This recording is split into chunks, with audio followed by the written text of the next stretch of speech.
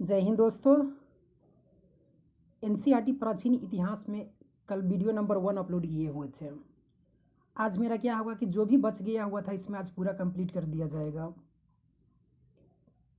Video 1 को अच्छा views देने के लिए आप सबको दिल से धन्यवाद। तो आइए शुरू करते हैं बिना समय गवाए हुए। ये होगा वीडियो नंबर 2 और इसमें क्या होगा आज की पूरा ये प्राचीन इतिहास जो है ये मेरा आज कंप्लीट हो जाएगा। ठीक है, जहाँ इंपॉर्टेंट होगा पहले ही बता दे रहे हैं, बता देंगे। इंपॉर्टेंट मोस्ट इंपॉर्टेंट जो बताएंगे उस क्वेश्चन पर आप थोड़ा अधिक ध्यान दीजिएगा। तो जो भी स्लाइड था आज इसमें जो भी है इसमें जो बच गया था काफ़ी अधिक है, तो कल से हो सके कि वीडियो आज का थोड़ा मतलब अधिक समय का हो। एग्ज़ाम का भी समय तो अब आ ही गया है, काफ़ी नज़दीक है, तो इसलिए मतलब ये रिवीजन काफ़ी ज़रूरी हो जाता है। एक बार सबको देख लीजिएगा, उसके बाद क्या है कि खुद से एक बार पढ़ लीजिएगा। तो आइए शुरू करते हैं। कह रहा है कि 6ठी सदी ईसा पूर्व की राजनीतिक दशा। इंपॉर्टेंट क्वेश्चन मतलब कि यहाँ से हो जाता है। यहाँ से पूछा जाता है जो 16 महाजनपद है इसका उल्लेख जो होता है उत्तर निकाय और भगवती सूत्र में देखने को मिलता है। क्वेश्चन तो वह से भी पूछता है। क्वेश्चन है प्रथम मगध साम्राज्य का उत्कर्ष किस शताब्दी में हुआ था। तो इम्पोर्टेंट है, प्रथम जो मगध साम्राज्य था इसका उत्कर्ष जो हुआ था 6ठी शताब्दी में हुआ था, ईसा पूर्व 6ठी शताब्दी में। ठीक है, मगध साम्राज्य का वास्तविक संस्थापक कौन था, ये क्वेश्चन पूछा जाता है। तो मगध साम्राज्य का जो वास्तविक जो संस्थापक था कौन था, तो बिंबिसार था, ये हर्यक वंश का। ठीक है, कह रहा है कि लगभग 544 से लेकर के 49 ईसा पूर्व तक इसका जो टाइम पीरियड था। गोदावरी नदी के तट पर कौन सा महाजनपद स्थित था, मतलब कि क्या नाम था उसका, गोदावरी नदी के तट पर। तो अस्मक या अस्मक दक्षिण भारत में स्थित एकमात्र महाजनपद। क्वेश्चन पूछा जाता है मोस्ट इंपोर्टेंट क्वेश्चन कि दक्षिण भारत में स्थित एकमात्र महाजनपद कौन सा था, तो अस्मक था। नंद वंश के पश्चात मगध पर किस राजवंश ने शासन किया, तो मौर्य वंश ने शासन किया। पाटली इसका ट्रिक भी होता है, हसीना मेरा शुक्र मना की शादी कर ली, सब अलग अलग मतलब याद करने का सबका अलग अलग ट्रिक होता है। ठीक है, आप जिस ट्रिक पर याद कर लीजिए। पाटलिपुत्र को किस शासक ने सर्वप्रथम अपनी राजधानी बनाया था, तो किसने बनाया था, उदीन ने बनाया था। इंपॉर्टेंट क्वेश्चन है, इस क्वेश्चन को पूछा जाता है। उदीन वासदत्ता की कहानी किस स्थान विशेष से संबंधित है, तो ये कहाँ का है, तो उदीन और वासदत्ता की जो कहानी है ये उज्जैन से संबंधित है। सिकंदर के आक्रमण के समय उत्तर भारत में नंद वंशीय शासक क्या था, तो घनानंद था। इंपॉर्टेंट कीजिएगा, यहाँ पूछा जाता है। गौतम बुद्ध के समय प्रसिद्ध जो वैद्य जीवक को किसने अपने दरबार में स्थान प्रदान किया था, तो बिंबिसार ने इसको प्रदान किया था। प्राचीन स्थान श्रावस्ती का नगर विन्यास किस आकृति का है, तो श्रावस्ती जो है इसका नगर विन्यास कैसा था, तो अर्धचंद्राकार का था, मतलब कि आधा चंद्रमा के आकार का। ठीक है, मगध के किस शासक ने राज्यरोहण के लिए अपने पिता की हत्या की और स्वयं भी अपने पुत्र द्वारा मारा गया, तो कौन था, तो अजात शत्रु। ठीक है, कहता है कि सिकंदर और पुरुष की और अजात शत्रु का बेटा कौन था, तो बिंदुसार। बिंदुसार ने भी इसको क्या किया था कि अजात शत्रु को मार दिया था।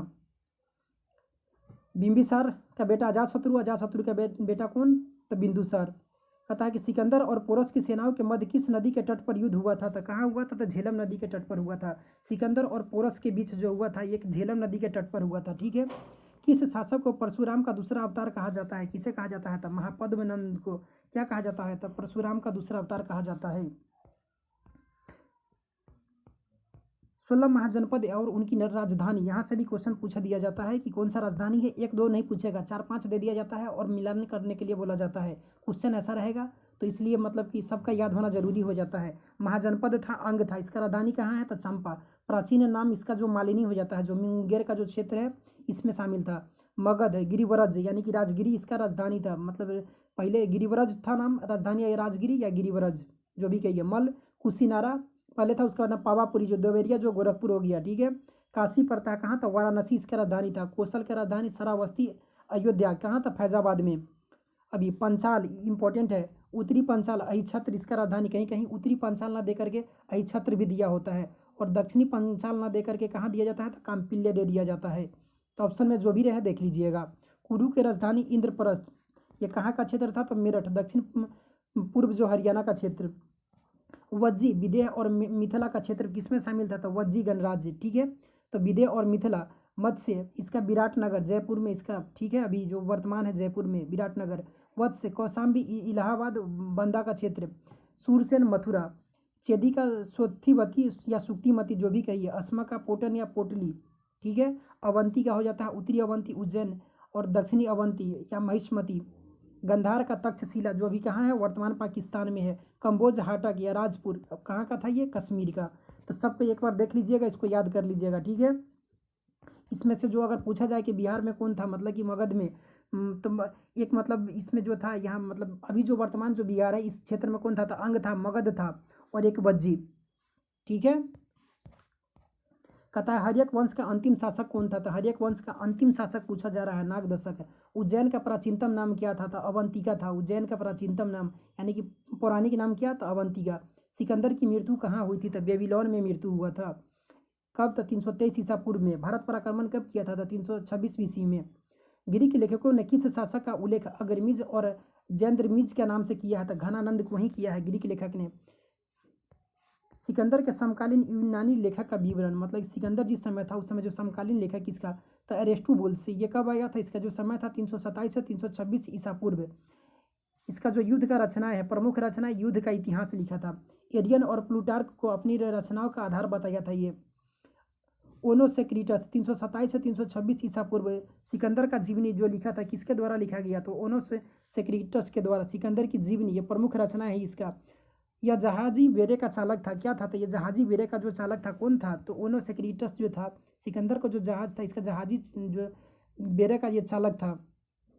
निर्याकस क्या था, तो ये मतलब कि सिकंदर का जहाजी बेड़े का ये एडमिरल था, निर्याकस। इंपॉर्टेंट 327 से 326 से ईसा पूर्व। एस्ट्रेबो और एरियन का जो विवरण है इसी के द्वारा लिखा गया।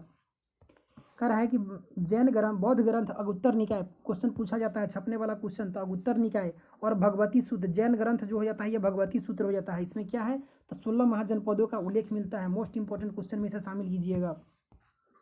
आगे है मौर्य साम्राज्य। कह रहा है कि बृहद स्तर पर केंद्रित प्रथम भारतीय साम्राज्य स्थापित किया गया था, किसके द्वारा, था बृहद स्तर पर कह रहा है यहाँ, तो प्रथम भारतीय साम्राज्य चंद्रगुप्त मौर्य के द्वारा। चाणक्य का एक अन्य नाम क्या है, था विष्णुगुप्त कौटिल्य, कुछ भी कहिए, ठीक है। सैंडोकोट्स नाम से चंद्रगुप्त मौर्य की पहचान किसने किया, था विलियम जोन्स। छपने वाला क्वेश्चन बहुत बार पूछा जा चुका है। चंद्रगुप्त मौर्य का विशिष्ट रूप से वर्णन किसके ग्रंथ में हुआ है, तो विशाख दत्त का जो कौन सा है, तो मुद्रा राक्षस में। कौटिल्य द्वारा अर्थशास्त्र, ये पूछा जाता है क्वेश्चन कि किस पर आधारित है, तो शासन के सिद्धांतों से संबंधित पुस्तक है। किससे, तो शासन के सिद्धांतों से। इसमें मुख्य रूप से राजनीतिक और आर्थिक नीतियों पर प्रकाश डाला गया है। किस पर, तो राजनीतिक और आर्थिक नीतियों पर प्रकाश डाला गया है। बुलंदी बाग नामक प्राचीन स्थान कहाँ स्थित है, तो बुलंदी बाग कहाँ स्थित है, तो पाटलिपुत्रा में। मैकियावेली की प्रसिद्ध ग्रंथ द प्रिंस की तुलना किससे की जा सकती है, तो कौटिल्य के अर्थशास्त्र से। इंपॉर्टेंट क्वेश्चन में इंक्लूड कीजिए इसे भी। पाटलिपुत्र में स्थित चंद्रगुप्त का महल मुख्यतः किससे निर्मित था, तो ये लकड़ी से निर्मित था, देव निर्मित इसे कहा गया। सेल्यूकस जिसे अलेक्जेंडर द्वारा सिंध और अफगानिस्तान का प्रशासक नियुक्त किया गया था, को किस भारतीय शासक ने पराजित किया था, तो इसे किसने पराजित किया, सेल्यूकस जिसे अलेक्जेंडर द्वारा क्या किया गया था, तो सिंध और अफगानिस्तान का प्रशासक इसको नियुक्त किया गया था। सिंध और अफगानिस्तान का प्रशासक अलेक्जेंडर ने किसे नियुक्त किया था, सेल्यूकस को नियुक्त किया था। तो इसे किसने हरा दिया, सेल्यूकस को, तो चंद्रगुप्त मौर्य ने हरा दिया था। बिंदुसार ने मैत्रीपूर्ण पत्र व्यवहार में सीरिया के शासक एंटियोकस से क्या 3 वस्तु की मांग किया था, क्या, तो मीठी मदिरा, सूखी अंजीर और एक दार्शनिक की मांग किया था। तो ये क्या किया, तो दार्शनिक को छोड़ करके अन्य वस्तुओं को एंटियोकस ने बिंदुसार के पास भेजा था। बोला कि दार्शनिक को हम लोग मतलब कि किसी दूसरे जगह नहीं भेजते हैं, ठीक है। कहता है कि कुम्हरार नामक स्थल से किस प्राचीन स्थल के अवशेष प्राप्त हुए हैं, तो ये कुम्हरार कहाँ है, तो पाटलिपुत्र पटना में, ठीक है। किसने सहिष्णुता, उदारता और करुणा के त्रिविध आधार पर राजधर्म की स्थापना की, तो ये किसने किया, तो ये सम्राट अशोक के द्वारा किया गया। सेंड्रोकोट्स यानी कि चंद्रगुप्त मौर्य और सिकंदर महान की भेंट का उल्लेख किसने किया है, तो जस्टिन ने किया था। मालवा, गुजरात और महाराष्ट्र के किस शासक ने पहली बार जीता था, मालवा का, गुजरात और महाराष्ट्र को चंद्रगुप्त मौर्य ने ही पहली बार जीता था। कहता है गुर्जरा, मास्की, नेटूर और उद्गोलन, इन 4 स्थानों में से अशोक ने वास्तविक नाम का उल्लेख मिलता है। इंपॉर्टेंट क्वेश्चन है, पूछा जाता है। ऑप्शन में गुर्जरा, मस्की, नेटूर और उद्गोलन, इसमें से अगर एक भी रहे, मास्की रहे, तो वो ऑप्शन में लगा दीजिएगा, आंसर राइट हो जाएगा। चंद्रगुप्त मौर्य का जो अधिकारी था, तो कुल अधिकारियों की संख्या, उसमें अधिकारी को क्या कहा जाता था, तो तीर्थ कहा जाता था। लिखिए छपने वाला क्वेश्चन, मौर्य काल में सबसे उच्च अधिकारी के लिए कौन सा शब्द किया जाता था, अधिकारी को तीर्थ कहा जाता था। और इस समय अर्थशास्त्र के अनुसार तीर्थों की जो संख्या था टोटल 18 था। Important question. मंत्री और पुरोहित को मतलब जो होता था मंत्री पुरोहित संबंधित, इसका विभाग क्या था, प्रधानमंत्री तथा प्रमुख धर्माधिकारी थे। कौन, मंत्री और पुरोहित या पुरोहित जो भी कहिए। युवराज, युवराज क्या होता है, राजा का जो उत्तराधिकारी होता है उसी को युवराज कहा जाता था। सन्निधाता इंपॉर्टेंट क्वेश्चन है। राजकीय कोषागार का जो प्रधान जो अधिकारी होता था, कोषाध्यक्ष, तो क्या बोला जाता था? सन्निधाता। समाहर्ता राजस्व विभाग का मतलब कि रेवेन्यू का जो सर्वोच्च अधिकारी होता था, वित्त मंत्री, समाहर्ता को बोला जाता था। मंत्री परिषदाध्यक्ष, मंत्री परिषद का जो अध्यक्ष होता था इसे मंत्री परिषदाध्यक्ष कहा जाता था। प्रदेष्टा फौजदारी न्यायालय का जो न्यायाधीश होता था यानी कि कमिश्नर, उसे क्या कहा जाता था? तो प्रदेष्टा। व्यवहारिक होता था, दीवानी न्यायालय का जो प्रमुख न्यायाधीश होता था उसे व्यवहारिक कहा जाता था। नायक होता था, सेना का संचालक, नगर रक्षा का जो अध्यक्ष होता था इसे नायक। सेना अध्यक्ष, सेनापति होता था सेना अध्यक्ष।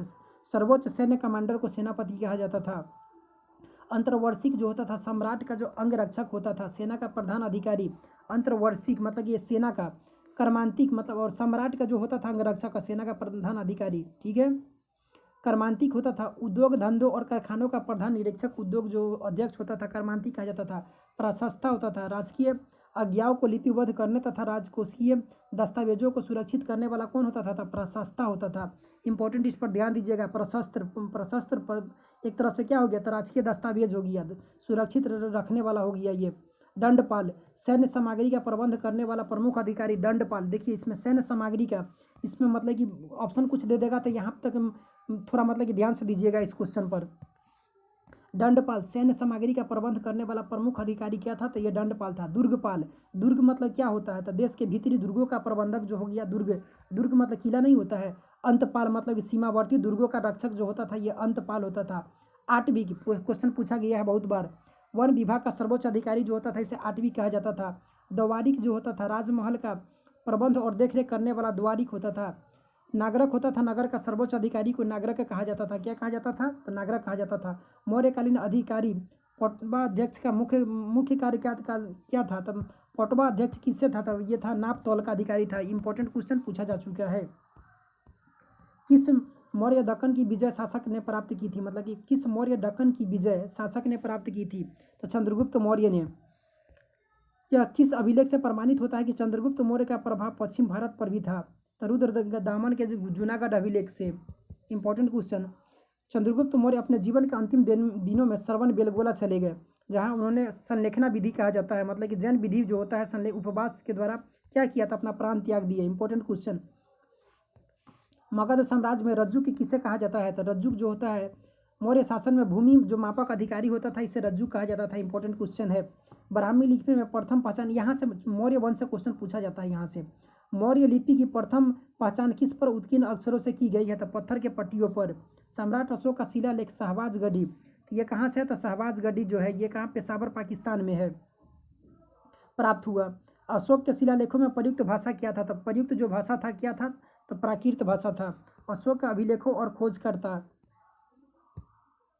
धौली अभिलेख जो कीटो खोज करता थे 1837 में इसका खोज किया। बाबरू शिलालेख कैप्टन बॉट 1840 ईस्वी में। बराबर और नागार्जुन गुफा जो है हैरिंगटन के द्वारा 1785 में। इंपॉर्टेंट है बराबर की गुफा। दिल्ली टोपरा जो फिरोज शाह तुगलक के द्वारा मंगवाए, दिल्ली टोपरा, ठीक है। कैप्टन पोलियर 1785 में। दिल्ली मेरठ स्तंभ लेके पेड्रो तिल पेंथर के द्वारा सबसे पहले यहीं खोजा गया था। कब? तो 1750 ईस्वी में खोजा गया था, टी पैंथलर के द्वारा, याद रखिएगा। मानसेहरा कैप्टन ले 181889 में। कालसी शिलालेख जो है जॉन फॉरेस्ट के द्वारा 1860 में, और रूमिन दे फिरहर के द्वारा सिर्फ कब खोजा गया था? ये इंपॉर्टेंट, इसमें से एक आध दो ही है, लेकिन किसके द्वारा किया गया था ये ध्यान में होना चाहिए। रूमिन दे फिरहर के द्वारा। सौगढ़ अभिलेख जो है सर वाल्टर इलियट के द्वारा, और गिरनार शिलालेख लेफ्टिनेंट कर्नल टाड के द्वारा। शहबाज गढ़ी ये कहाँ? फ्रांसिस अधिकारी के द्वारा। इलाहाबाद स्तंभ लेख टी.एस. बट के द्वारा, और मास्की अभिलेख बिडेन के द्वारा 1915 ईस्वी में खोजा गया था। और निगाली सागर फिरहर के द्वारा। रामपुरवा जो है करलाइल के द्वारा। सारनाथ स्तंभ तो ऑरेल स्टाइन के द्वारा। ये इंपॉर्टेंट है क्वेश्चन। 1905 ईस्वी में कह रहा है कि मौर्य काल में व्यापारियों के संगठन को समुत्थान और समव्यवहारिक तथा व्यापारियों के नेता को सार्थवा कहा जाता था। मौर्य काल में व्यापारियों के संगठन को क्या कहा जाता था? व्यापारी का जो संगठन था उसे कहता था संभुत, समुत्थान और समव्यवहारिक, तीनों नाम दिया जाता था। तथा व्यापारियों का जो नेता होता था उसको सार्थवा कहा जाता था। Important question.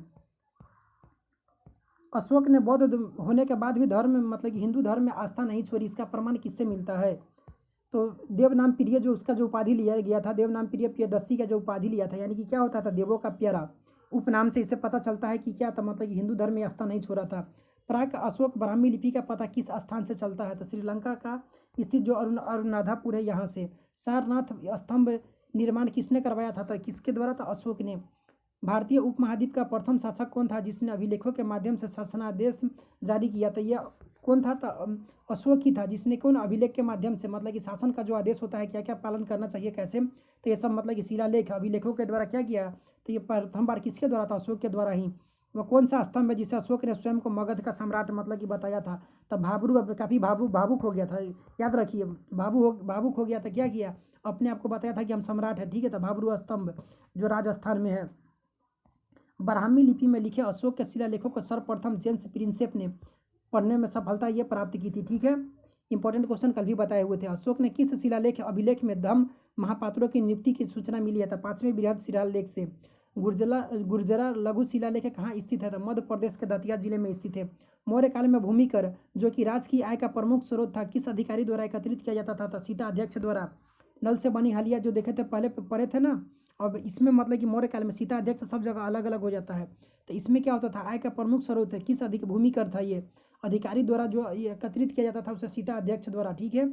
मध्य प्रदेश स्थित जो सांची का स्तूप निर्माण किस मौर्य शासक ने करवाया था? तो सांची का स्तूप अशोक ने ही करवाया था। मौर्य राजवंश के शासकों ने सुदूर देशों जैसे सीरिया और मिस्र के साथ राजकीय संबंध थे। उत्तराखंड में सम्राट अशोक के शिलालेखों की एक प्रति किस स्थान से प्राप्त हुई है? तो कालसी से प्राप्त हुआ है। प्रसिद्ध यूनानी राजदूत मेगास्थनीज भारत के किसके दरबार में आए थे? तो चंद्रगुप्त मौर्य के दरबार में आए थे मेगास्थनीज। Important question. अधिकारी और विभाग, तो सीता अध्यक्ष कृषि विभाग का अध्यक्ष होता था ये सीता अध्यक्ष। अकारा अध्यक्ष जो होता था खानों का अध्यक्ष को अकारा का अध्यक्ष। लक्षणा अध्यक्ष इंपॉर्टेंट लुटेरा प्रश्न। मुद्रा विभाग का जो हो जाता है आचरण के देख रेख अगर लगा दिया जाएगा, ऑप्शन दे दे, तब मतलब कि यहाँ सटीक है, मतलब कि 60 से 70% लड़का वही लगाएगा, इसलिए इस पर ध्यान दीजिएगा। लुटेरा प्रश्न है ये। लक्षणा अध्यक्ष ये क्या होता है? तो मुद्रा विभाग का प्रधान। लक्षण मतलब किसी के पास मुद्रा अधिक हो जाता है, पैसा अधिक हो जाता है, याद रखिए, तो उसका लक्षण थोड़ा टेढ़ होने लगता है, घमंड डिवो टाइप का हो जाता है, याद कराने के व्यू से बोल रहे हैं, ठीक है। शुल्का अध्यक्ष व्यापारी के कर का प्रधान को शुल्का अध्यक्ष। मुद्रा अध्यक्ष पासपोर्ट विभाग का अध्यक्ष को क्या बोला जाता था? मुद्रा अध्यक्ष। संस्था अध्यक्ष जो होता है व्यापारिक मार्गों का अध्यक्ष को क्या कहा जाता था? तो संस्था अध्यक्ष। लक्षणा अध्यक्ष इसमें याद रखिएगा। मौर्य काल में व्यापारी के संगठन को बता चुके हैं, ठीक है। गुप्तचर व्यवस्था का प्रमुख है, गुप्तचर व्यवस्था का जो प्रमुख है प्रथम विस्तृत वर्णन किस ग्रंथ में मिलता है? तो गुप्तचर व्यवस्था का अर्थशास्त्र में ही मिलता है। मौर्य काल की किस पुस्तक में जहाज निर्माण व नाविक गतिविधियों का वर्णन है? तो इंडिका मेगास्थनीज के द्वारा जो लिखा गया था। इंपॉर्टेंट क्वेश्चन, ये क्वेश्चन पूछा जा चुका है। चंद्रगुप्त मौर्य अपने किस समय अंतिम समय कहाँ पर मतलब कि अनुयायी श्रवण बेलगोला देखे तो बताया अभी। कौन सा स्थान मौर्य काल में शिक्षा का सर्वाधिक प्रसिद्ध केंद्र था? तो कौन था? तो तक्षशिला।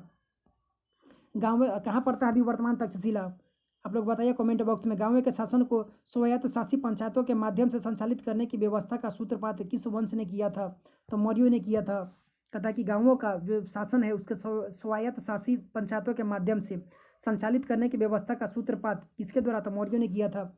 मेगास्थनीज ने अपनी पुस्तक इंडिका में भारतीय समाज को 7 श्रेणियों में विभाजित किया है। इंपॉर्टेंट क्वेश्चन पूछा जाता है, ये श्रेणी याद रखिएगा कितने में? तो 7 श्रेणी में। अशोक के समकालीन जो तुर्मै कहाँ का राजा था? तो तुर्मै कहाँ का था? तो ये मिस्र का था। मिस्र का शासक टॉलमे फिलाडेल्फस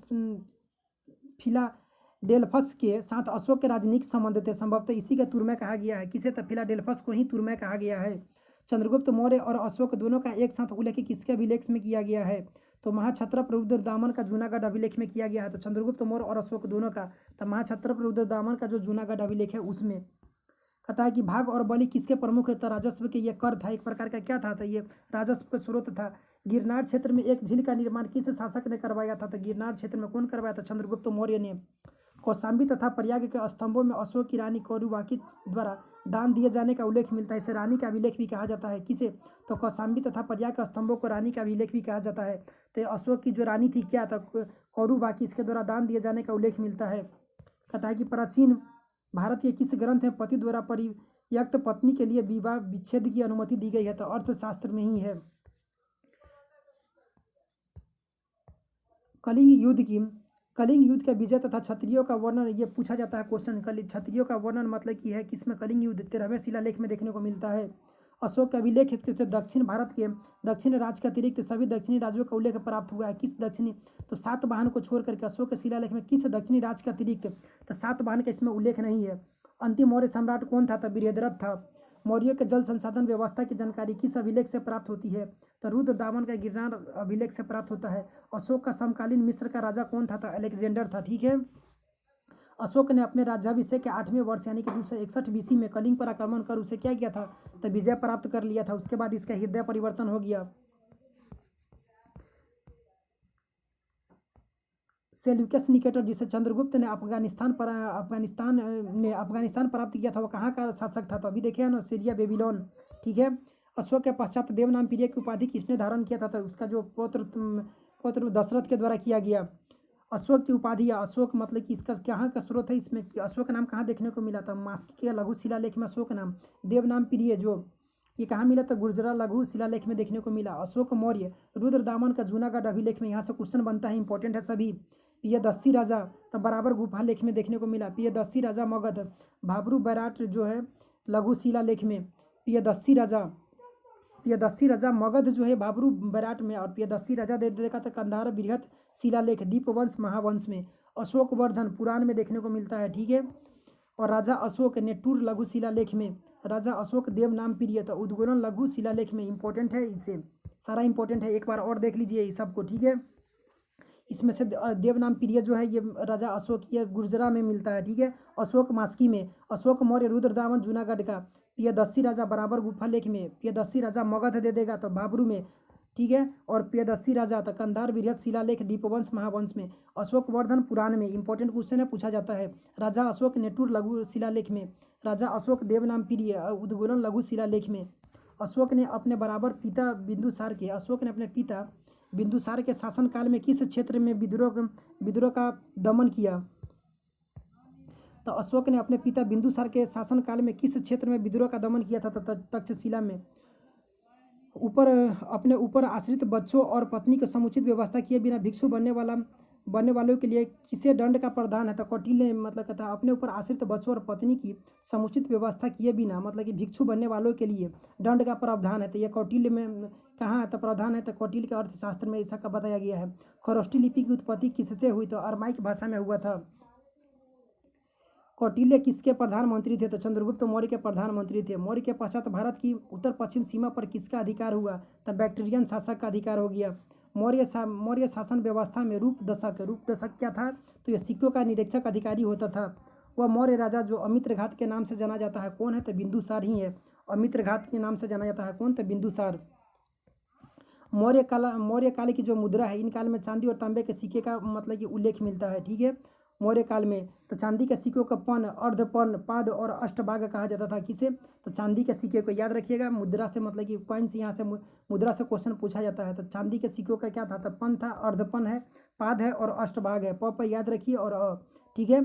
ये पन हो गया, अर्धपन हो गया, पाद हो गया, अष्टभाग हो गया। तांबे के सिक्के के भी 4 प्रकार थे, जिसके मास के, अर्धमास के और काकनी और अर्ध काकनी कहा जाता था। तो ये सब किसका है, तो तांबे का सिक्का का है। ये इंपॉर्टेंट हो जाता है। तो मासक, अर्धमासक, काकनी और अर्ध काकनी।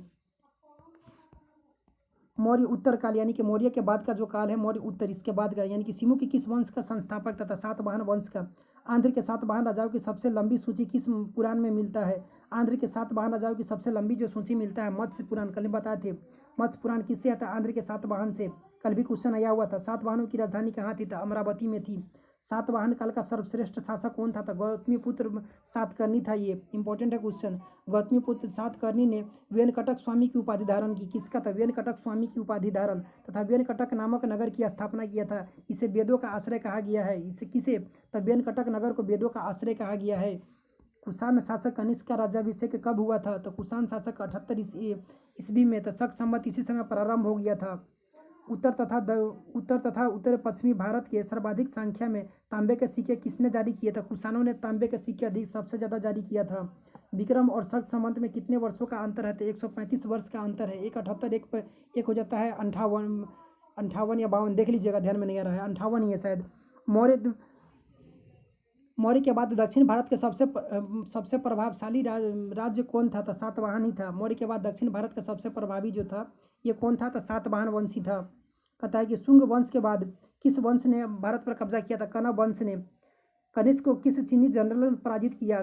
कनिष्क ने। इंपॉर्टेंट क्वेश्चन छपा था पांचाऊ को, ठीक है, याद रखिएगा। किसे था पांचाऊ को हराया था? किस वंश के साम्राज्य की सीमा भारत के बाहर तक फैली थी? तो ये फैली हुई है तो कुषाण वंश का फैली हुई थी। आगे क्वेश्चन, विक्रम संवत कब प्रारंभ हुआ था? 57 ईडी में, मतलब ईसापुर में विक्रम संवत हो गया। विक्रम संवत कब? तो 57 जो है ईसापुर में। कलिंग नरेश खारवेल किस वंश से संबंधित है? तो चेदी वंश से। प्रथम ईरानी शासक कौन था? तो डेरियस प्रथम जो हो जाता है। अफगानिस्तान में स्थित बामियान किस लिए प्रसिद्ध था? तो बुद्ध की विशाल प्रतिमा के लिए, जिसको मतलब कि वहाँ तोड़ दिया गया इसे, ठीक है, अभी भी थोड़ा बहुत है, मतलब उसको क्षति काफ़ी पहुँचाया गया। किसके सिक्कों पर मातृ देवी उमा का नाम मिलता है? तो कुषाण शासकों पर। मातृ देवी किसका? तो उमा का।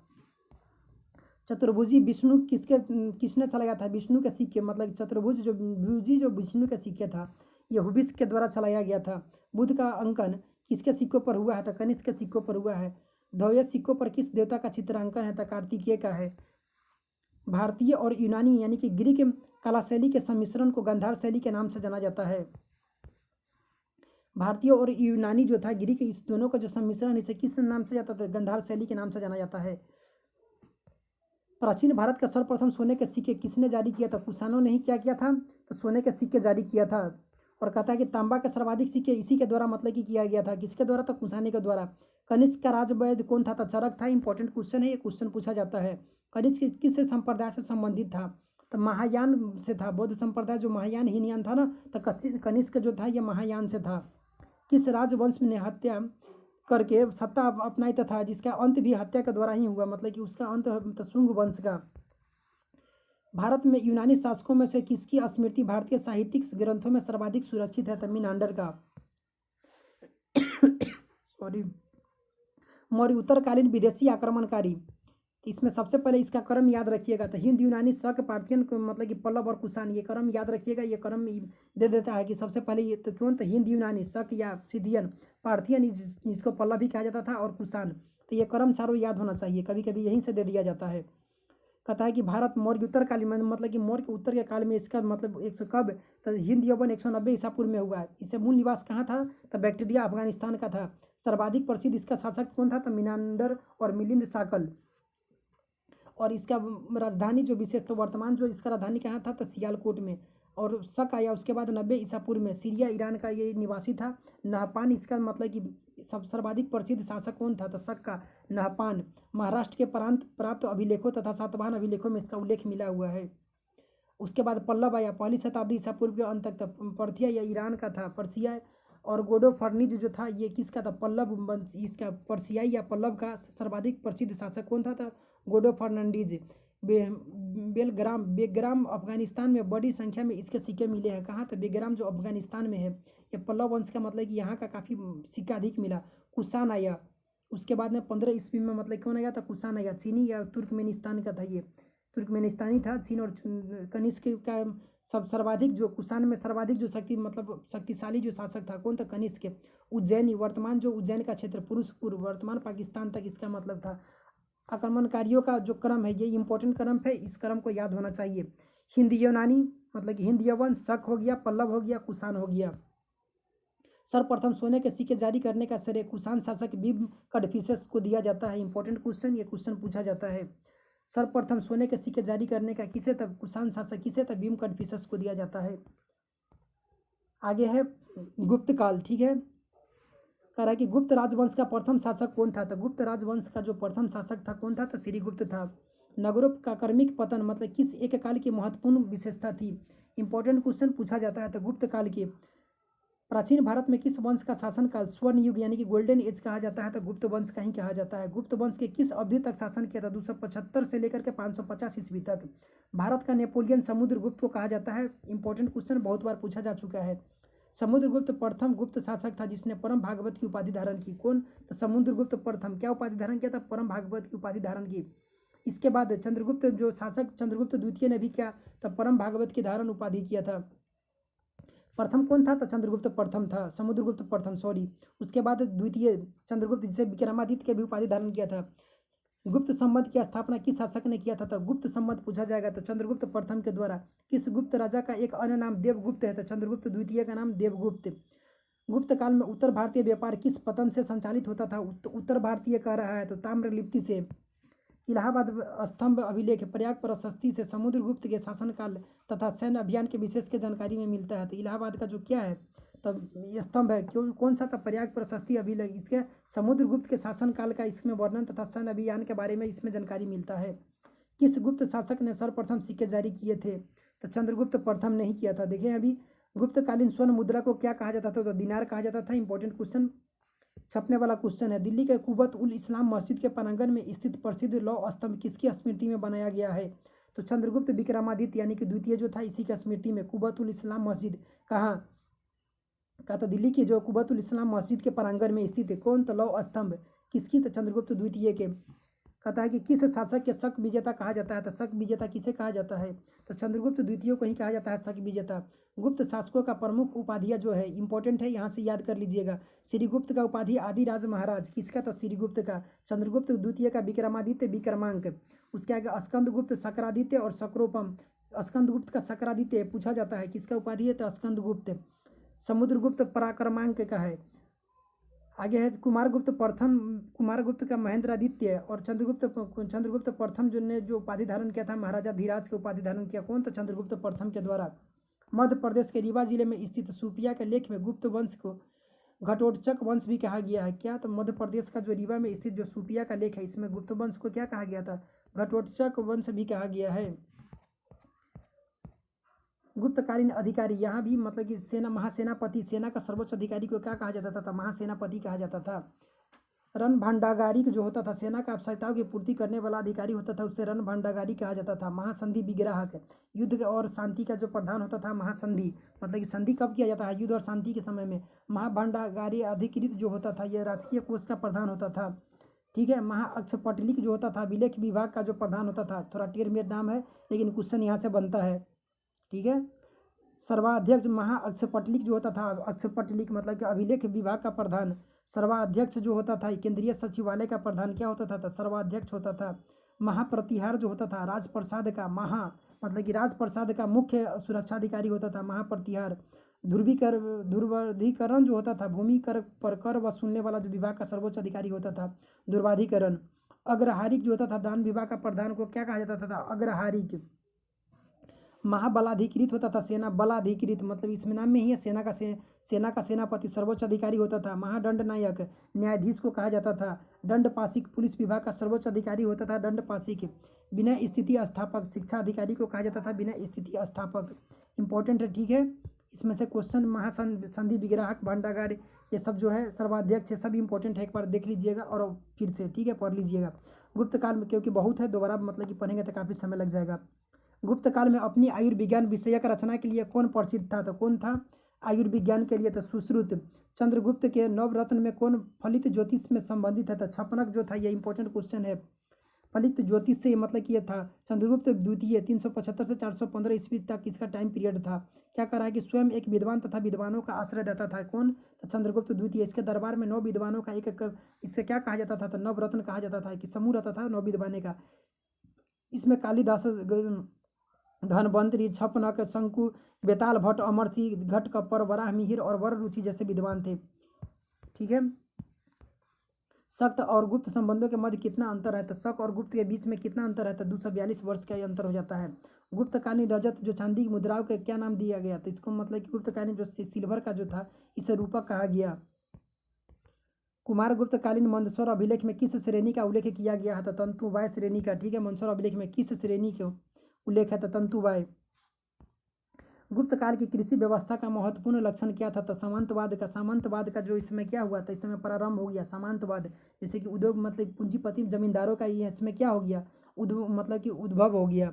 गुप्तकालीन भूमि वर्गीकरण कह रहा है कि क्षेत्र क्या कहा जाता था? खेती करने योग्य भूमि को क्षेत्र कहा जाता था। वास्तु होता था वास्तुशास्त्र, अभी भी लिखा होता है ना कि वास्तुशास्त्र।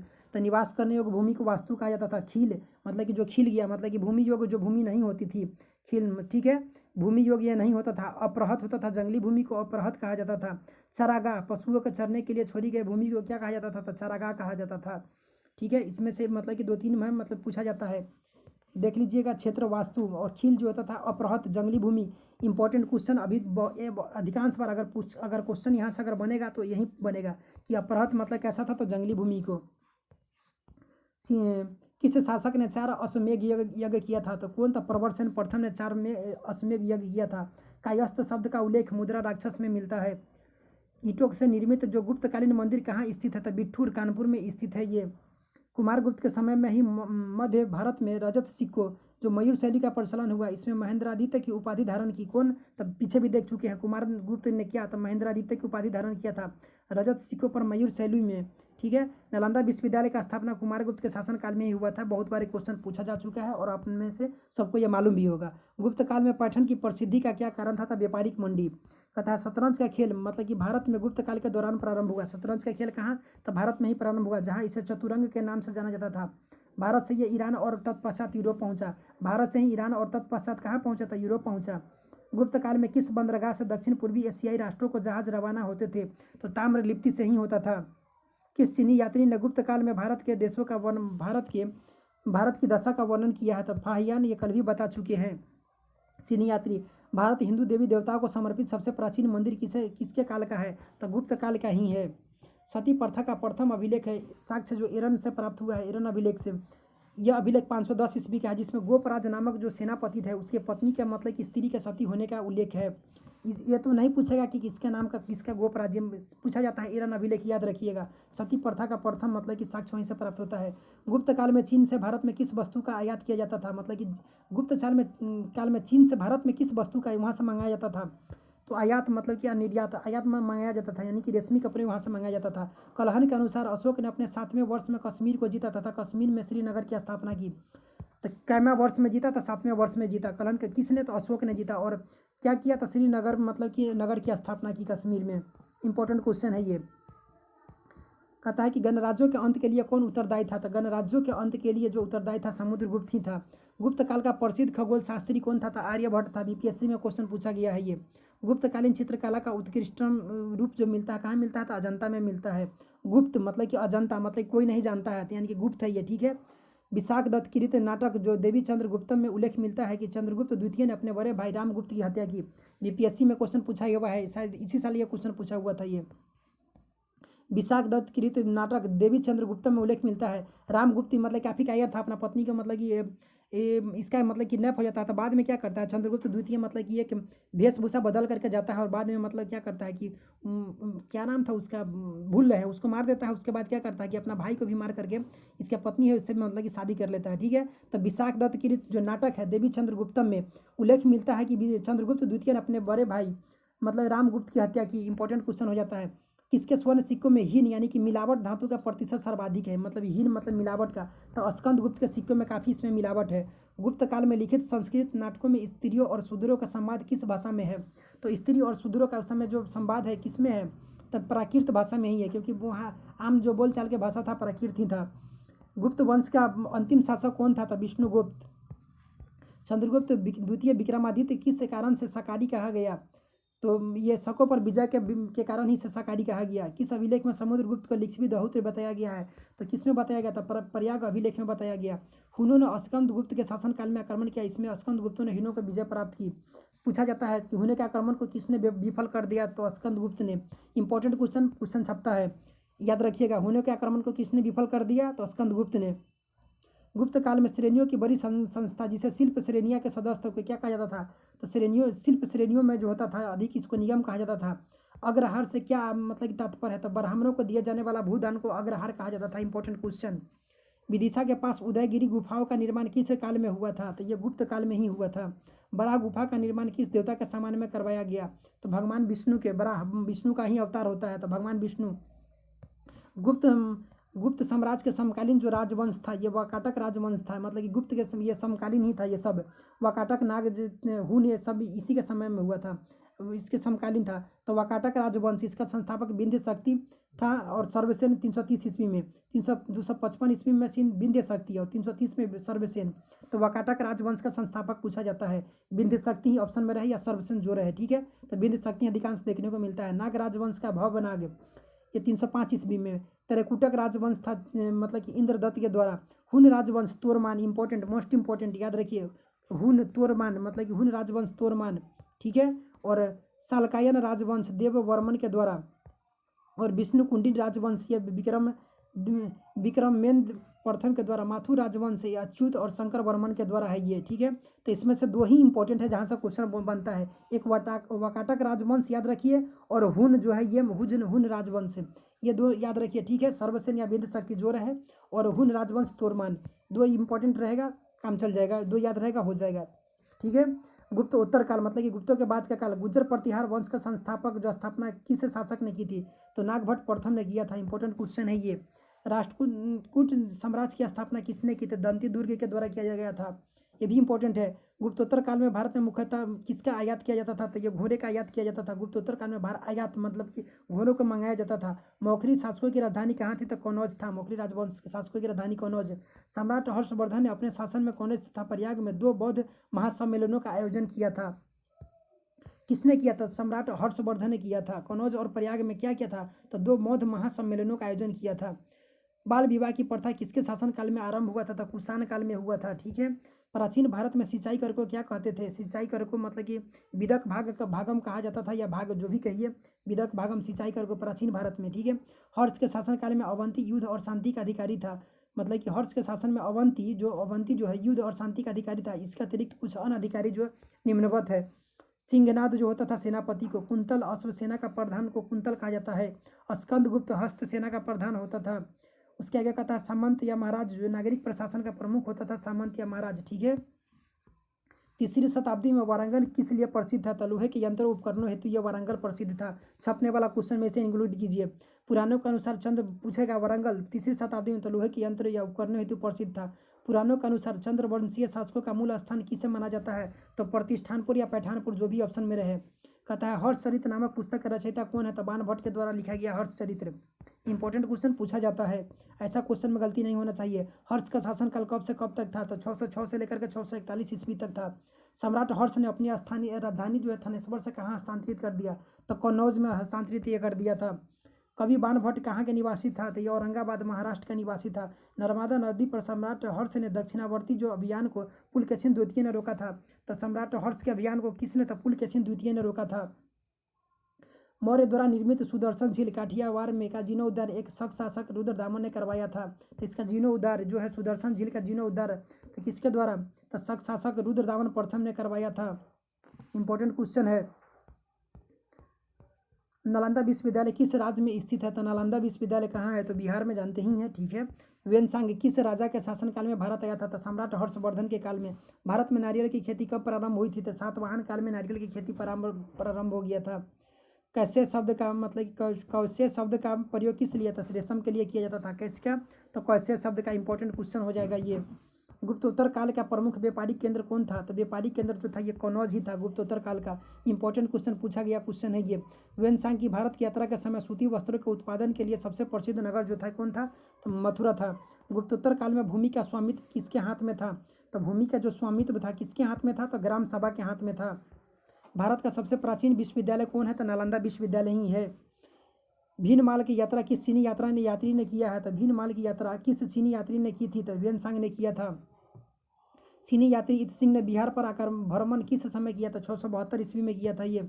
हर्ष को 3 नाटकों, इसमें प्रिय रत्ना नागा, याद रखिएगा, मतलब कि प्रिय रत्ना नागा यह क्वेश्चन पूछा जाता है, इंपॉर्टेंट है। कहने का मतलब प्रिय से प्रियदर्शिका, रत्ना से रत्नावली और नागा से नागानंद, ये रचयिता। कहा जाता है कि हर्ष ने खुद नहीं किया था, ठीक है, किसी दूसरे पर इसमें खैर को क्वेश्चन नहीं पूछा जाता है, कौन क्या है उस पर नहीं ध्यान दीजिए, ठीक है। जो क्वेश्चन है, हर्ष ने 3 नाटकों प्रियदर्शिका, रत्नावली और नागानंद के रचयिता के रूप में जाना जाता है। क्वेश्चन आपको यही पूछा जाएगा। नालंदा विश्वविद्यालय किसके समय किसने नष्ट किया था, तब बख्तियार खिलजी के द्वारा नष्ट कर दिया गया। किस काल में जजमानी व्यवस्था कहलाने वाली एक नई प्रकार की सामाजिक संरचना का भारत में प्रसार हुआ, तो उत्तर गुप्त काल में। चीन में दूध भेजने वाला जो शासक था हर्षवर्धन, मतलब कि ये था शासक कौन था, तो हर्षवर्धन, ठीक है। तो ये पुष्पभूति वंश का था, ये नरसिंह द्वितीय, ये पल्लव वंश का था। यशोवर्मन कन्नौज नरेश था, ये पूछा जाता है, इंपॉर्टेंट है। यशोवर्मन जो है कन्नौज नरेश था ये। कलुतुंग जो प्रथम था ये चोल वंश का था, इंपॉर्टेंट। कलोत्तंग जो प्रथम है ये किस वंश का था, तो चोल वंश का। प्राचीन भारत का स्थापत्य कला, मतलब यहाँ से भी क्वेश्चन अच्छा है। स्थापत्य कला, खजुराहो का मांग तेजगेश्वर जो मंदिर है किस मतलब कि देवता को है? तो शिव को है। खजुराहो का जो मंदिर है कौन सा? तो मानतेगेश्वर जो मंदिर है किस देवता को समर्पित है? तो शिव को। 100 से अधिक बौद्ध गुफाएं कहाँ स्थित है? कन्हेरी महाराष्ट्र में है 100 से अधिक बौद्ध गुफाएं। पालिताना मंदिर किस नगर में स्थित है? तो पालिताना जो मंदिर है भावनगर में है। त्रिमूर्ति के नाम से कौन सी गुफा विख्यात है? तो एलिफेंटा। खजुराहो के मंदिर हिंदू और जैन धर्म से संबंधित है, मतलब कि दोनों से संबंधित है। इसका निर्माण जो चंदेल शासकों ने करवाया था 950 से 1050 ईस्वी में करवाया था। इंपॉर्टेंट है, खजुराहो का मंदिर पूछा जाता है चंदेल शासक के द्वारा। एलोरा के प्रसिद्ध शैलकृत मंदिर और गुफा किस धर्म से संबंधित है? तो हिंदू, बौद्ध और जैन धर्म तीनों से, मतलब कि एलोरा का जो गुफा है किससे? तो हिंदू, बौद्ध और जैन, मतलब कि तीनों से संबंधित है। पशुपतिनाथ मंदिर कहाँ है? तो नेपाल के काठमांडू में। मोस्ट इंपॉर्टेंट क्वेश्चन है ये। बौद्ध गुफा मंदिर में सबसे अधिक प्रसिद्ध कौन सा है? तो अजंता का है जो महाराष्ट्र में है। एलोरा गुफा है महाराष्ट्र का निर्माण किस शासकों ने? तो एलोरा का गुफा का राष्ट्रकूटों ने कराया था। प्रसिद्ध नौमिषारण्य तीर्थ किस जनपद में था? तो सीतापुर उत्तर प्रदेश में था ये क्वेश्चन। इंपॉर्टेंट, मतलब कि ये तीर्थ जो होता है। एलिफेंटा के शैलकृत मंदिरों के स्थापित करने का श्रेय राष्ट्रकूट शासकों को दिया जाता है। यहाँ की गुफाएं शैव धर्म से संबंधित है, ठीक है। एलोरा के प्रसिद्ध शिव मंदिर का निर्माण किस राष्ट्रकूट शासकों ने करवाया था? तो कृष्ण प्रथम ने कराया था। इंपॉर्टेंट क्वेश्चन पूछा जाता है। तो एलोरा के जो गुफा है कृष्ण प्रथम ने। अंकोर वाट का विष्णु मंदिर कहाँ स्थित है? तो कंबोडिया में। किस धर्म को राष्ट्रकूटों का संरक्षण प्राप्त था? तो जैन धर्म को जो था राष्ट्रकूटों का संरक्षण प्राप्त था, कल भी बताए थे। कोणार्क सूर्य मंदिर का निर्माण किस शासक ने करवाया था? तो नरसिंह वर्मन के द्वारा कराया था। कोणार्क का सूर्य मंदिर ये पूछा जाता है। Important question. ब्लैक पैगोडा या काला पैगोडा, मतलब कि कोणार्क का सूर्य मंदिर के उड़ीसा में है ये। मोढेरा का सूर्य मंदिर किस राज्य में है? तो मोढेरा का सूर्य मंदिर है ये गुजरात में है। जगन्नाथ मंदिर किस राज्य में स्थित है? तो ये उड़ीसा में स्थित है। इंपॉर्टेंट क्वेश्चन, यहाँ से 1-2 क्वेश्चन पूछ दिया जाता है। माउंट आबू पर स्थित जैन धर्म का प्रसिद्ध दिलवारा मंदिर राजस्थान के सिरोही जिले में स्थित है। तो दिलवारा का जैन मंदिर है राजस्थान के किस में? तो सिरोही जिले में स्थित है। कैसा मंदिर है? तो जैन धर्म का इससे संबंधित है ये। भुवनेश्वर तथा पुरी का निर्माण किस शैली में हुआ? तो भुवनेश्वर तथा पुरी मंदिर का निर्माण जो हुआ ये नागर शैली में हुआ था। 3 शैली होता है, नागर शैली, बेसर शैली और द्रविड़ शैली। तो उत्तर भारत में नागर शैली, दक्षिण में जो होता है द्रविड़ शैली, और बीच का जो क्षेत्र रहता है मध्य भारत में इसका हो जाता है बेसर शैली। द्रविड़ शैली के मंदिर का गोपुरम का क्या तात्पर्य है? क्वेश्चन बीपीएससी में पूछा जा चुका है, देख लीजिएगा, ठीक है। गोपुरम का कहता है कि तोरण के ऊपर बने अलंकृत और बहुमंजिला भवन से ये था, मतलब कि गोपुरम जो होता है तोरण के ऊपर बने अलंकृत और बहुमंजिला भवन से गोपुरम। उड़ीसा के भुवनेश्वर में स्थित लिंगराज मंदिर वहाँ के नष्ट हुए मंदिरों में सर्वाधिक बड़ा और सबसे ऊंचा मंदिर है। कह रहा है कि उड़ीसा का जो भुवनेश्वर में जो स्थित जो लिंगराज का जो मंदिर था वहाँ नष्ट हुए मंदिरों में सर्वाधिक बड़ा और सबसे ऊंचा मंदिर है। चट्टानों को काट करके महाबलीपुरम का मंदिर किन शासकों के द्वारा बनवाया गया था? तो पल्लव वंश के द्वारा बनवाया गया था। प्राचीन नगर तक्षशिला किन 2 नदियों के मध्य स्थित है? पूछा जाता है क्वेश्चन। तो तक्षशिला जो है ये, ठीक है, तो सिंधु और झेलम नदी के बीच में ये स्थित था। ऐतिहासिक दिगंबर जैन तीर्थंकन सोनगिरी कहाँ पर स्थित है? तो सोनगिरी जो मध्य प्रदेश में। विरूपाक्ष मंदिर कहाँ है? तो हम्पी कर्नाटक में। Important question. आदि शंकराचार्य ने मतलब कि 4 ज्योति मठ का स्थापना शारदा मठ द्वारिका में, गोवर्धन पुरी में और वेदांत श्रृंगेरी में की स्थापना किया था। जो ज्योति मठ कहाँ है? तो उत्तराखंड में। 4 जगह किया गया था ना, तो इंपॉर्टेंट है यहाँ, ये इंपॉर्टेंट कर लीजिएगा। भारत में सांस्कृतिक इतिहास के संदर्भ में पंचायतन शब्द किसे निर्देशित करता था? पंचायतन शब्द, इंपॉर्टेंट क्वेश्चन। मंदिर रचना शैली के से संबंधित है ये शब्द। गंगे कोड चोलमपुरम के मंदिर का निर्माण किस शासक ने करवाया था? तो राजेंद्र चोल के द्वारा कराया गया था। इंपॉर्टेंट क्वेश्चन है ये भी। राजराज चोल द्वारा निर्मित बृहदेश्वर मंदिर किस शैली का उदाहरण है? तो द्रविड़ शैली का मंदिर क्या है? बोरोबदूर का प्रसिद्ध स्तूप कहाँ स्थित है? तो इंडोनेशिया का जावा द्वीप में स्थित है। बोरोबदूर का जो स्तूप कहाँ है? तो इंडोनेशिया का जावा द्वीप पर है। स्थापत्य कला जो है इसमें एरन का मतलब मंदिर स्थापत्य कला कह रहा है कि एरन का विष्णु मंदिर, ये मंदिर कहाँ है? तो एरन सागर जिला मध्य प्रदेश में। भूमरा का शिव मंदिर सतना जिला मध्य प्रदेश में। सिरपुर मतलब कि पड़ता छत्तीसगढ़ में, रायपुर जिला। तिगवा का जो मंदिर है जबलपुर मध्य प्रदेश में। नचना कुठार का पार्वती मंदिर ये पन्ना मध्य प्रदेश में। भीतरगांव का कृष्ण मंदिर जो है कानपुर उत्तर प्रदेश में। कृष्ण मंदिर कृष्ण कहाँ था? कानपुर उत्तर प्रदेश। पिपरिया का विष्णु मंदिर सतना जिला मध्य प्रदेश। और देवगढ़ ये ललितपुर जिला उत्तर प्रदेश में पड़ता है। इंपॉर्टेंट क्वेश्चन है। दशावतार मंदिर देवगढ़ का पूछा जाता है। कहता दक्षिण भारत के राजवंश और संगम युग, ठीक है, दक्षिण भारत, यहाँ से क्वेश्चन अच्छा खासा देखने को मिल जाएगा। 15 क्वेश्चन तो देखने को मिलेगा इतिहास में, तो श्योर है। तीनों मिला करके प्राचीन, मध्यकालीन और आधुनिक 15 से अधिक क्वेश्चन हो सकता है, ठीक है, लेकिन इससे कम नहीं होगा। चालुक्य वंश का सबसे महान शासक किसे माना जाता है? तो चालुक्य वंश का सबसे महान शासक जो था पुलकेशिन द्वितीय को। दक्षिण भारत का कौन सा राजवंश अपनी नौशक्ति के लिए, तो चोल जो है अपनी नौशक्ति के लिए इंपॉर्टेंट है। क्वेश्चन, मामल्लपुरम में रथ स्मारकों का निर्माण किस वंश ने करवाया था? किस वंश के शासकों ने रथ स्मारकों का मामल्लपुरम में जो है पल्लव वंश के द्वारा कराया गया था। महाबलीपुरम के रथ मंदिरों का निर्माण किसने करवाया था? तो महाबलीपुरम में जो रथ मंदिर है इसका निर्माण नरसिंहवर्मन फर्स्ट के द्वारा कराया गया था। पांड्य राज्य किस वस्तु के उत्पादन हेतु प्रसिद्ध था? तो मोतियों के लिए। चोल काल में निर्मित नटराज जो मूर्ति का देवाकीर्ति, इसका चोल नटराज की मूर्ति पूछा जाता है, यह चतुर्भुज आकार का था। इंपॉर्टेंट क्वेश्चन में इंक्लूड कीजिए इसे। दक्षिण भारत में चोल काल के स्थापत्य में विश्व के श्रेष्ठतम प्रतिमा नटराज की कांस्य मूर्ति को ही माना जाता है। किसे? तो विश्व के श्रेष्ठतम में है ये, मतलब कृति माना जाता है इसे। कवि कालिदास मतलब कि किस नाम, मतलब कि कालिदास के नाम का उल्लेख किस लेख में हुआ है? कालिदास का जो उल्लेख हुआ है ऐहोल के उत्कीर्ण लेख में हुआ है। चोलों का राज किन क्षेत्र में विस्तृत था? तो कोरोमंडल तट और दक्कन के कुछ भाग में था। ठीक है। किस राजवंश के शासक ने अपने शासनकाल में ही अपना उत्तराधिकारी घोषित कर देते हैं? तो चोल वंश में यह देखने को मिलता है। चोल साम्राज्य का अंत किसने समाप्त किया? तो मलिक काफूर ने इसे समाप्त किया। संगमकालीन प्रमुख साहित्य तिरुक्कल या कुरल जो होता है तिरुवल्लुवर के द्वारा, रचनाकार तिरुवल्लुवर। अहरनानूर में रुद्र शर्मन था ये। तोल्कापियर के द्वारा रचनाकार, ये इंपॉर्टेंट क्वेश्चन पूछा जाता है। जीवक चिंतामणि तो तिरुक्कत्तर देवर के द्वारा, इंपॉर्टेंट है, ये भी क्वेश्चन पूछा जाता है।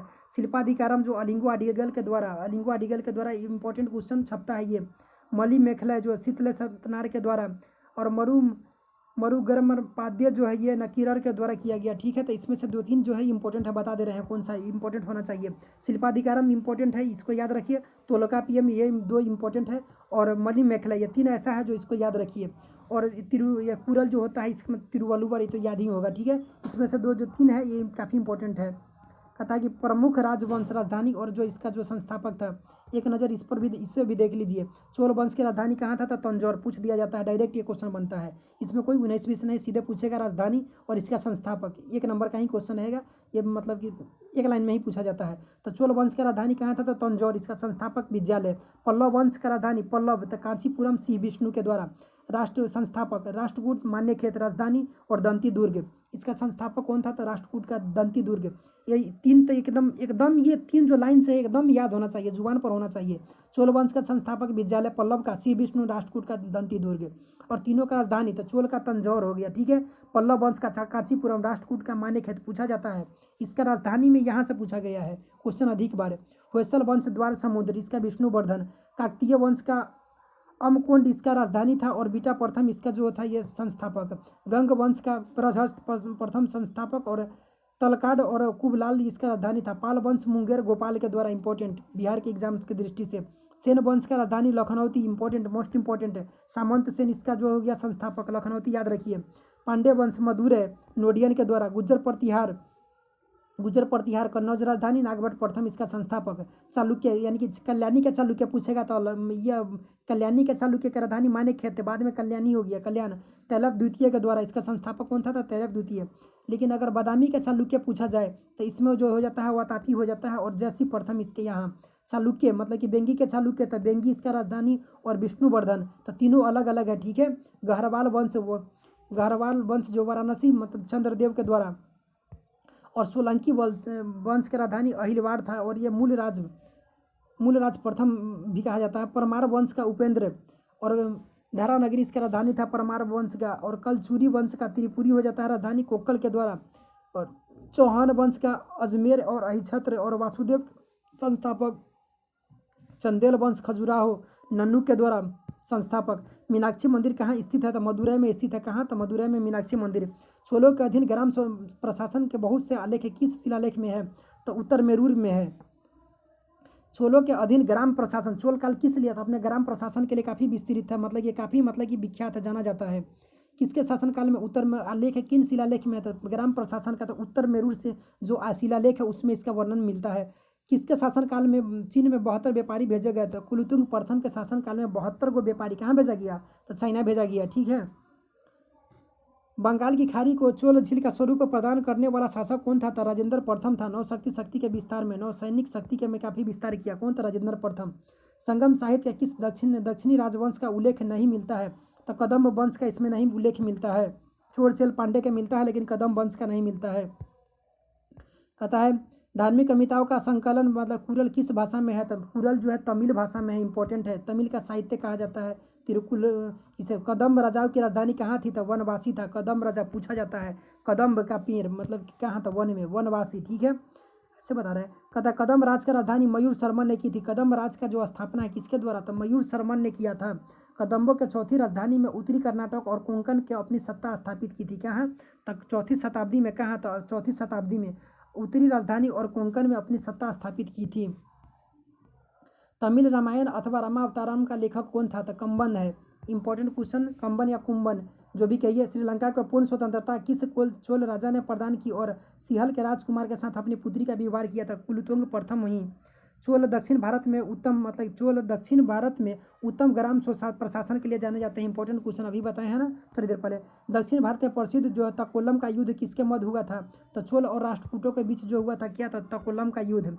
किस वह बंदरगाह जिसका उल्लेख है पोडू के नाम से दीपेरिप्लस ऑफ एरिथ्रियन सी में किया जाता है? अरिकामेडू बंदरगाह। कौन सा बंदरगाह था? अरिकामेडू।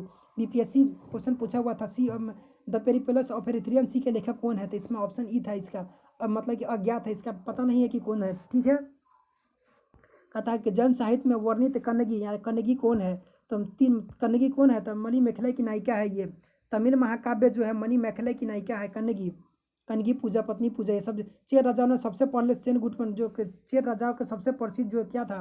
तो सेन गुटमन था जो नेदुजन नेदु जेरल जो है नेदुजेरल का पुत्र था। किसका? तो सेन गुटमन था जो जेरल का पुत्र था। इसके काल में विशिष्ट घटना पत्नी पूजा या कन्नगी पूजा भी इसी को कहा जाता है। पत्नी पूजा, कन्नगी पूजा, जिसमें आदर्श और पवित्र पत्नी की जो क्या किया जाता था? पूजा की जाती थी, कन्नगी पूजा। ठीक है, सेन गुटमन के समय में, याद रखिएगा।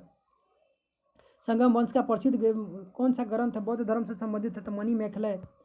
दक्षिण भारत के किस वंश के राजा ने 26 ईसा पूर्व में रोम में एक दूत भेजा था? तो पांडे ने भेजा था। किसने? तो पांडे ने। तोल्काप्पियम ग्रंथ किससे संबंधित है? तो कबीर तोल्काप्पियम पूछा जाता है। तो तमिल व्याकरण और काव्य से संबंधित है ये। तोल्काप्पियम संगम तमिलों का प्राचीनतम उपलब्ध ग्रंथ है। क्या है? तब ये मतलब तमिल मतलब कि संगम तमिलों का प्राचीनतम उपलब्ध जो है ये ग्रंथ है।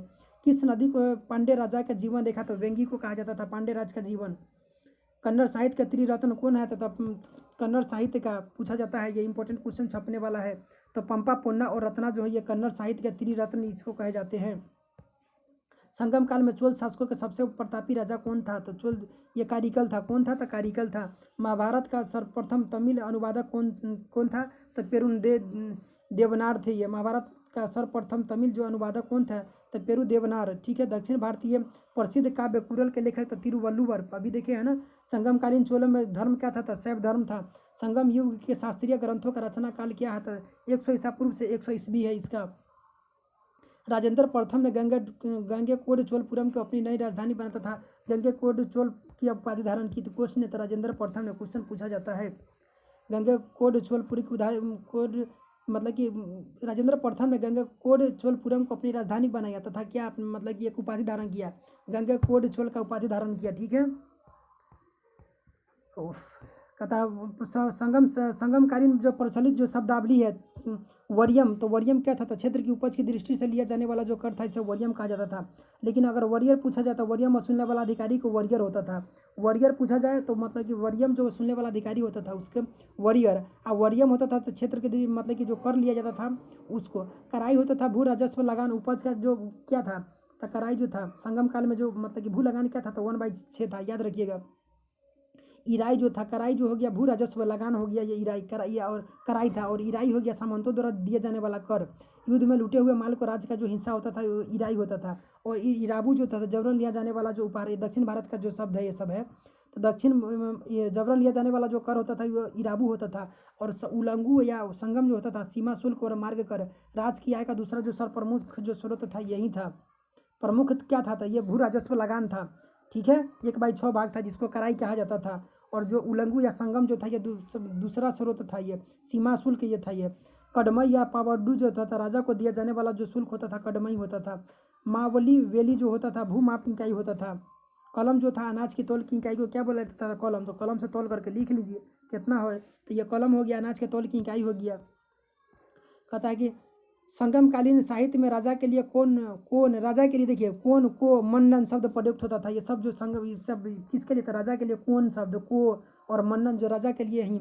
संगम ग्रंथों में उत्खिलित जो मुरुगन किस देवता से के सामने रखते थे? ये स्कंद। अन्य नाम जो कार्तिकेय कुमार जो सुब्रमण्यम था, ये सुब्रमण्यम, ठीक है, स्कंद से करा है कि प्राचीन तमिल ग्रंथ में उपजाऊ कृषि भूमि को क्या कहा जाता था? मरुदम कहा जाता था। और तमिल क्षेत्र में जो उपजाऊ भूमि होता था उसे मरुदम कहा जाता था। संगम युग में चोल राज की राजधानी उदयपुर से फुहार स्थानांतरित करने का श्रेय किसे था? कारिकल को दिया जाता था। कहाँ से था? चोल की जो राजधानी था उदयपुर से कहाँ कर दिया था? फुहार कर दिया, ये कारिकल के द्वारा। संगम काल का सर्वाधिक जो प्रचलित व्यवसाय कौन था? तो वस्त्र उद्योग था। क्या था? तो वस्त्र उद्योग। तमिल साहित्य में यूनानी रोमन व्यापारियों को क्या कहा जाता था? ये रोमन व्यापारियों को यौवन कहा जाता था। और ये यौवन प्रिय एक शब्द आता है, ये मिर्च मतलब कि मसाले यौवन प्रिय। यौवन प्रिय क्या किसको बोला जाता था? यौवन प्रिय कौन सा मसाला को यौवन प्रिय बोला जाता था? भूल रहे हैं हम। यौवन प्रिय कथा। संगम युग में उरेयूर कपास या सूती वस्त्र के व्यापार के लिए विख्यात था। संगम युग में जो उरेयूर कपास और सूती वस्त्र के लिए कहता है कि किस संगमकालीन शासक द्वारा मतलब कि कहता है कि पत्नी पल्ले के रचयिता रुद्र करनार ने 16 लाख स्वर्ण मुद्रा प्रदान थी कारिकल के। कहता है कि वो प्रथम संगमकालीन तमिल साहित्य जिसमें भक्त प्रहलाद का जो वर्णन है तो परिपादल है। ये किसमें? भक्त प्रहलाद का। कहता है किस पांड्य शासक ने समुद्र पूजा प्रारंभ किया था? तो नोडिया ने समुद्र पूजा प्रारंभ किया था, ठीक है। राजेंद्र प्रथम ने ये बता दिए। प्राचीन साहित्य और साहित्यकार, अंतिम पेज है ये मेरा, ठीक है।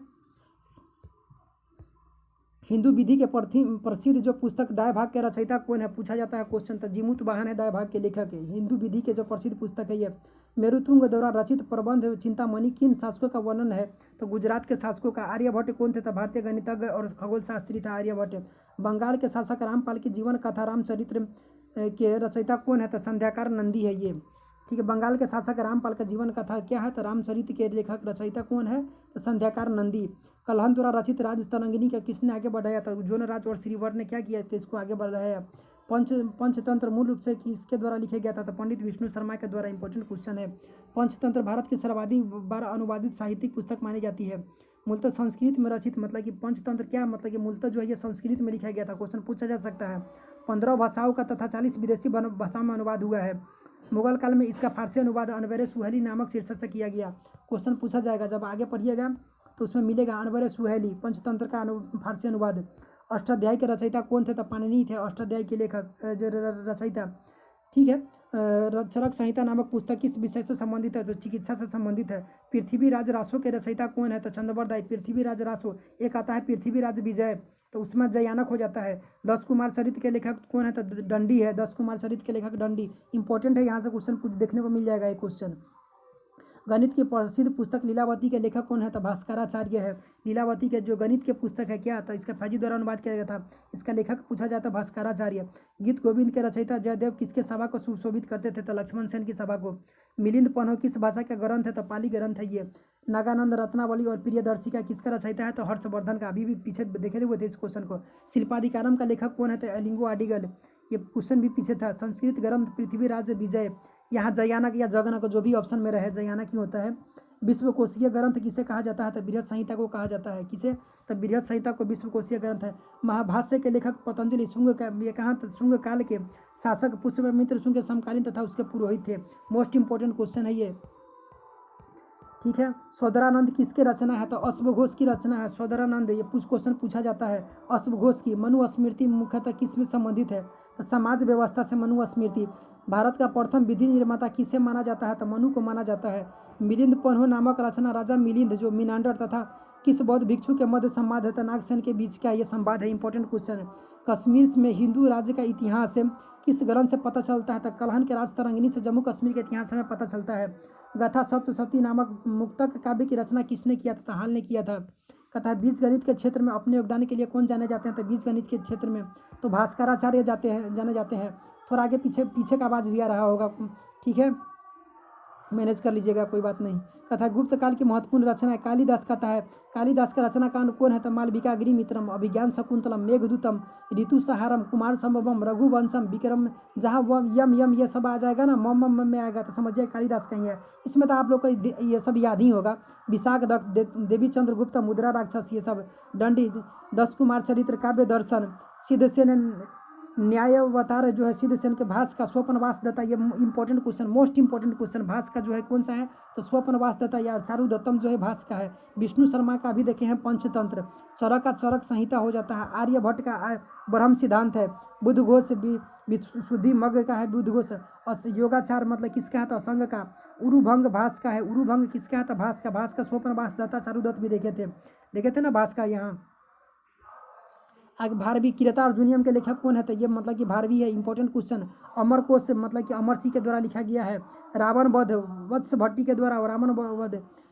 और कहता है कि चंद्र व्याकरण जो है चंद्र गोमिन के द्वारा, वरामिहिर के द्वारा, बृहद संहिता पंच सिद्धांतिका जो है ये वरामिहिर के द्वारा, आर्यभट्टम आर्यभट्ट के द्वारा, मृक्ष कटिकम जो है ये शूद्रक के द्वारा है। ठीक है, तो ज़्यादा समय नहीं लगा, 1 घंटा 5 मिनट में जो भी इंपॉर्टेंट था आज मेरा क्या हुआ, प्राचीन इतिहास एनसीईआरटी में जो था ये महेश वर्णवाल का जो पुस्तक था इसमें मेरा पूरा कंप्लीट हो गया। कल क्या करेंगे तो मध्यकालीन भारत सारा इसमें ख़त्म कर दिया जाएगा। मध्यकालीन भारत आधुनिक और आधुनिक जो है सारा एग्जाम से 1-2 दिन पहले तक इसको पूरा कर देंगे। ठीक है, तो आप लोग जरूर लाइक कीजिएगा। ठीक है, और चैनल को जरूर सब्सक्राइब किए बगैर नहीं जाइएगा। ठीक है, अपना ख्याल रखिए, पढ़ते रहिए। धन्यवाद।